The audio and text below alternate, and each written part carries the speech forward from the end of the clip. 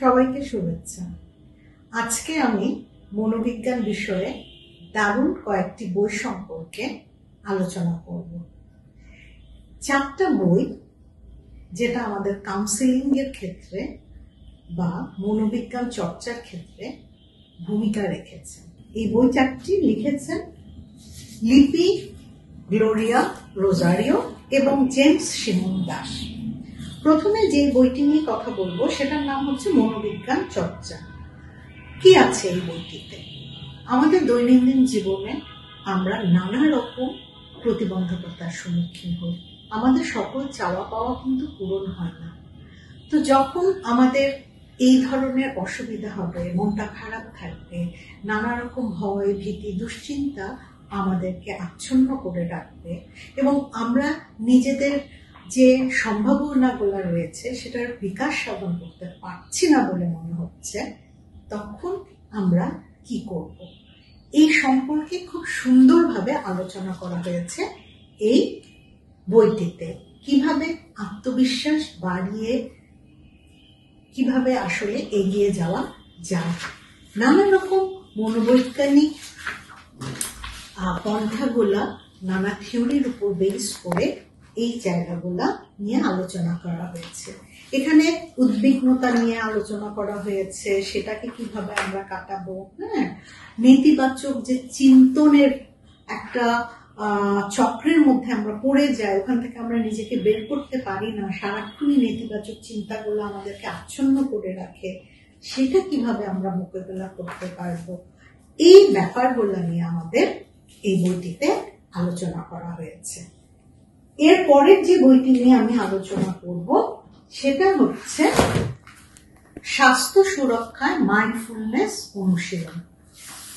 এই স্বাস্থ্য সুরক্ষায় মাইন্ডফুলনেস অনুশীলন বইটি মূলত এখানে নানা রকম আমরা মেডিটেশনের কথা বলা হয়েছে, বিভিন্ন রকমের যোগ ব্যায়ামের কথা বলা হয়েছে। আমরা সবাই জানি যে নিজের মানসিক অবস্থাটা ভালো রাখার জন্য আমাদের কিন্তু মেডিটেশন, যোগ ব্যায়াম, ব্রিদিং, এগুলির একটা ভূমিকা রয়েছে।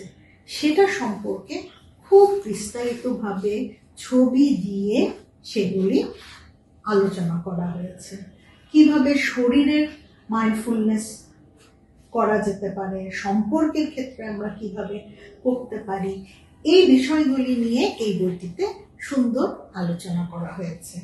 এবং বারবারই বলছি যে এই 4টা বই যেটা নিয়ে আমি আলাপ করব তার লেখক হচ্ছেন লিপি গ্লোরিয়া রোজারিও এবং জেমস শিমন দাস। তারা দুজনেই মনোবিজ্ঞানের লোক এবং তারা এই বিষয়ে চর্চা করে আসছেন। এর পরের যে বইটি নিয়ে আমি আলোচনা করব সেটার নাম হচ্ছে কাউন্সেলিং দক্ষতা।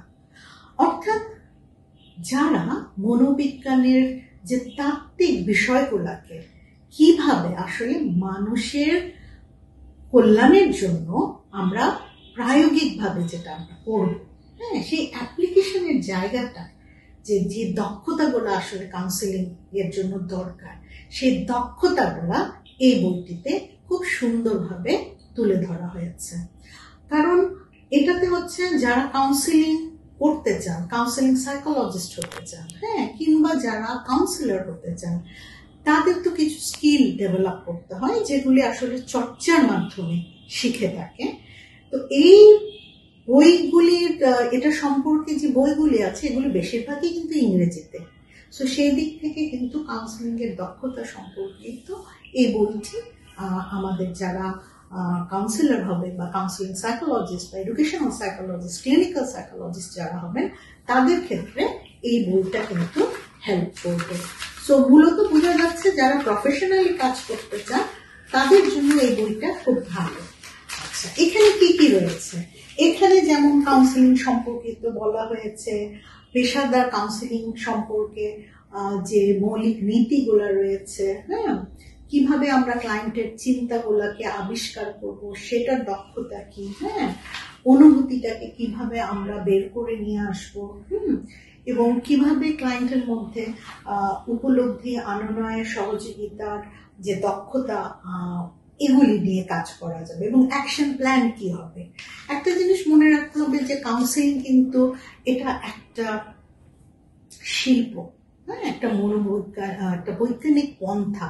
সো এখানে যেটা করা হয়, এখানে কিন্তু অনেকে ভুল ভাবেন যে কাউন্সেলিং মানে উপদেশ দেওয়া। ব্যাপারটা কিন্তু তা না, এটার জন্য অনেক অনেক দক্ষতার প্রয়োজন হয়। সে সম্পর্কে এখানে সুন্দর করে আলোচনা করা হয়েছে। শেষ বই, এই লেখকদ্বয়ের শেষ যে বইটি, সেটা হচ্ছে দাম্পত্য কাউন্সেলিং। এটা একটা চমৎকার বই। আমার কাছে এটার গুরুত্ব খুব বেশি এই কারণে যে দাম্পত্য কাউন্সেলিং সম্পর্কিত বই কিন্তু আমাদের দেশে আমার জানা মতে আমি পাই নাই।